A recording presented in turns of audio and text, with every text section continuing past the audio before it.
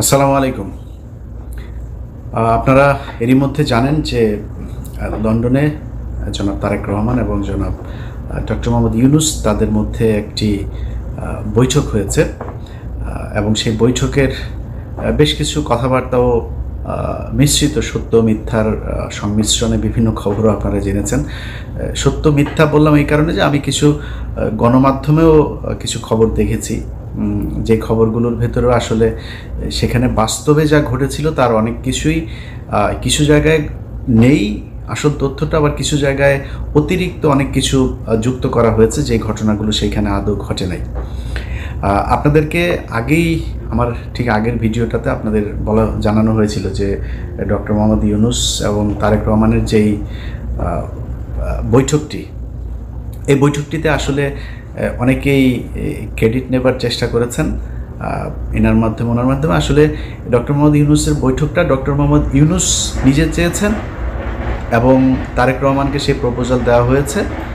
যথাযথ মাধ্যমে প্রপোজাল দেওয়ার পরে তারেক রহমান সেটাতে সম্মতি জানিয়েছেন, যে কারণে এই বৈঠকটা হয়েছে। এখানে কেউ তারেক রহমান বৈঠক করতে চান নাই, ডক্টর মোহাম্মদ ইউনূস প্রপোজাল দিতে চান নাই, আরেকজন এটা করে দিয়েছেন, এরকম বিশেষ করে দুইজনের নাম না বললেই না, ডক্টর আসিফ নজরুল এবং জনাব মনির হায়দার।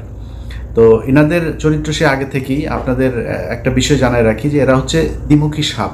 আপনি মনির হায়দারের কথা যদি বলি, মনির হায়দারকে জিজ্ঞেস করেন, আমাদের যখন পাসপোর্ট নেওয়ার জন্য এই অফিসে ঢুকতে দেয় না, তখন মনির হায়দার এই করোনার মধ্যেও মনির হায়দার 2020 সাল থেকে 2024 সালের মধ্যে টোটাল 3বার, আমার জানা মতে টোটাল 3বার তিনি বাংলাদেশে গিয়েছেন। এর মধ্যে একবারের বিষয়টা আমি জানার পরে আমি আর কনক ভাই ওনার সাথে দেখা হলো, তো জিজ্ঞেস করলাম যে ভাই দেশে গিয়েছিলেন শুনলাম, বলছে তো আমরা বললাম যে আপনি গেলেন কীভাবে, সমস্যা হয় নাই কোনো? সে আমাদেরকে জবাব দিল যে তিনি নাকি মাস্ক পরেছিলেন, তো মাস্ক পরে থাকার কারণে তাকে এয়ারপোর্টে চিনতে পারে নাই।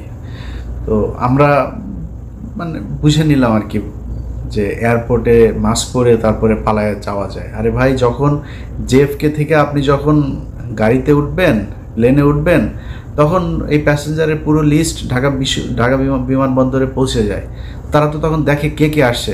আমি ইলিয়াস যদি যাই, আমি কনক স্যার যদি যাই, তো সাথে সাথে লোকজন নিয়ে হাজিরায় ধরার জন্য আসো, ডিজিএফআই, এনএসআই, এসবিডিবি, সিআইডি, পুলিশ যা যা আছে সব এসে হাজির হয়ে যাবে ধরার জন্য। উনি মাস্ক পরে চলে গিয়েছেন। তো মনির হায়দার একজন ডিজিএফআইয়ের খুবই প্রশিক্ষণপ্রাপ্ত এবং খুব সুদীর্ঘকালীন ধরে তিনি ডিজিএফআইয়ের সোর্স হিসাবে কাজ করেন। তো ধরেন আমার দেশের গোয়েন্দা সংস্থা, আমরা ডিজিএফআই মানি একটা নেগেটিভ একটা ন্যারেটিভ আমাদের চোখের সামনে ভাসে। এর কারণ হচ্ছে তারা দেশের বিরুদ্ধে কাজ করে। তাদের কাজ হলো ভারতীয় গোয়েন্দা সংস্থা ভারতের কোনো আমাদের দেশে করে কিনা, তারা ভারতের বিরুদ্ধে কে কাজ করে তাদেরকে ধরে নিয়ে তারা গুম করে। এটা হচ্ছে আমাদের ডিজিএফআই এই কাজ করে, যে কারণে জিনিসটাই নেগেটিভ। তো মনির হায়দারের সাথে আমার ব্যক্তিগত কোনো সমস্যা নাই। মনির ভাই আমাকে খুব স্নেহ করেন, উনি আমার সিনিয়র ভাই। এখানে আমাদের মাঝে মধ্যে ওনার সাথে দেখাও হইতো, একসাথে চা খেয়েছি, দাঁড়িয়ে আড্ডা দিয়েছি। কিন্তু ওনার প্রতি আমার ক্ষোভটা সেদিন থেকে শুরু হইলো, এখানকার কর্নেল যে মুস্তাফিজ সাহেব আছেন, উনি একদিন এক ভিডিওতে বিষয়টা বললেন যে মনির হায়দার আমাকে এবং কনক সারোয়ার দুইজনকে সরকারের বিরুদ্ধে যেন আমরা কথা না বলি, অর্থাৎ আওয়ামী লীগ সরকারের সময়, এই জন্য ওনাকে দায়িত্ব দিয়েছে ডিজিএফআই। তো উনি এসে আমাদেরকে এই কথাগুলো বলেছিলেন যে খামাকা সরকারের সাথে কি দরকার করার, হ্যাঁ, নানানভাবে একটু এই ধরনের একটু গুছায় এদিক ওদিক করে। তারপরে এই লেফটেন্যান্ট কর্নেল আপনার মুস্তাফিজ ভাইয়ের কাছে পরে শুনলাম যে তাকে তিনি এই দায়িত্বটা দিয়েছিলেন যে আপনি বললে বোধহয় ইলিয়াস এবং কনক শুনবে, তো ওদেরকে একটু যে ওরা যেন সরকারের বিরুদ্ধে এত বেশি কঠোর অবস্থানে না থাকে, আওয়ামী লীগ সরকার আসলে কোনোভাবেই যাবে না। এটা সেই 2022-23 সালের কথা মুস্তাফিজ ভাইকে উনি বলেছিলেন। এটার পরে আসলে মনির ভাইয়ের প্রতি শ্রদ্ধা ভালোবাসা কোনো কিছুই থাকার বিষয় নেই। মনির ভাই এমনিতে উনি ওনার একদম ক্যারিয়ারের শুরু থেকেই উনি একজন দুর্নীতিগ্রস্ত একজন সাংবাদিক। ওনার এগুলি নিয়ে কথা বলতে চাই নাই, কিন্তু এখন যেহেতু এই অবস্থা সেই কারণে বললাম। ওনারা একটা ক্রেডিট নেওয়ার চেষ্টা করছেন, আবার ফের বিএনপির ভেতরে যে তারেক রহমান আমি তো আপনার জন্য অনেক কিছু করছি এই সেই এরকম বুঝায় টুঝায় এদের সাথে একটা খাতির জমানোর চেষ্টা করছেন।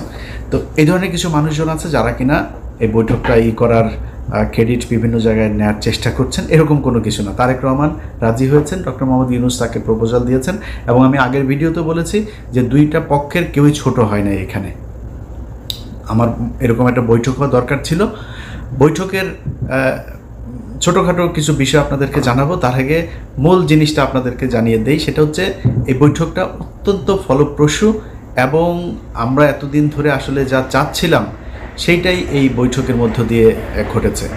এর মধ্যে একটা জিনিস হয়েছে সেটা হচ্ছে যে নির্বাচনের যে তারিখ ডক্টর মোহাম্মদ ইউনূস গেল কয়েকদিন আগে বলেছিলেন যে এপ্রিলে নির্বাচন হবে, সেই জায়গা থেকে সরকার সরে এসেছেন, এবং যেটা হয়েছেন সেটা হচ্ছে ফেব্রুয়ারির, আমি যদি নাকি একদম ডেট বলতে বলেন তাহলে ফেব্রুয়ারির 12 তারিখে আমাদের পরবর্তী নির্বাচন হবে। 12 তারিখ কেন? সেটা হচ্ছে যে কোনোভাবেই রমজানের আগে চেয়েছিল তারেক রহমানের পক্ষ থেকে নির্বাচন, এবং যেহেতু রোজা শুরু হচ্ছে ফেব্রুয়ারির মাঝামাঝিতে 16 অথবা 15 তারিখ, তার আগে 15 তারিখ এর আগে একটা বিতর্কিত নির্বাচন হয়েছিল, যে কারণে ওই তারিখটাকে করা হয়নি। তার আগে আবার শুক্রবার শনিবার এরকম কিছু বিষয় আছে। তো 12 তারিখ সম্ভাব্য তারিখ এখন পর্যন্ত আমার কাছে থাকা যে তথ্য সেটা। তো এই বৈঠকের এটা হচ্ছে মূল যে জিনিস। তো এইটার পরে যে কেউ যে কাউকে জোর করে বলেছে যে, বা ডক্টর ইউনূস বলেছে না আমরা ফেব্রুয়ারিতে করব না, মার্চে নিয়ে যাব, এরকম কোনো কিছু হয়নি। ওনারা এটা বলেছেন, উনি বলেছেন ঠিক আছে কোনো সমস্যা নেই, নির্বাচন এইভাবেই হবে। এখন এত ফলপ্রসূ একটা কেন হইল, এটার কিন্তু কিছু কারণ আছে। এই বৈঠক করানোতে কারোর ক্রেডিট না থাকলেও বৈঠকটা যে ভালোভাবে হয়েছে এটার কিছু ক্রেডিট কিছু মানুষের আছে। সেটা হচ্ছে কিছু মানুষকে এই বৈঠকে না রাখাটাই হচ্ছে সেই ক্রেডিট। এখানে যদি সালাউদ্দিন থাকতো তাহলে প্রথমেই মনে করেন যে ডক্টর ইউনূসের সাথে তারেক রহমানের গ্যাঞ্জাম বাঁধানোর জন্য যত কোশ্চেন সেটা সে করতো। এখানে যদি আমির খসরু মাহমুদ চৌধুরী থাকতো, এখানেও একটা গ্যাঞ্জাম বাঁধাইতো। গণমাধ্যমে এসছে, এখানে ছিলেন আপনার আমির খসরু মাহমুদ চৌধুরী, তারপরে জনাব খলিলুর রহমান, এরপরে হচ্ছে শফিকুল আলম, আরও বোধহয় এসে হচ্ছে হুমায়ুন কবির নামে একজনের নাম এসছে। আচ্ছা, এরা সবাই ছিলেন। এই কথাটা সত্য কথা না।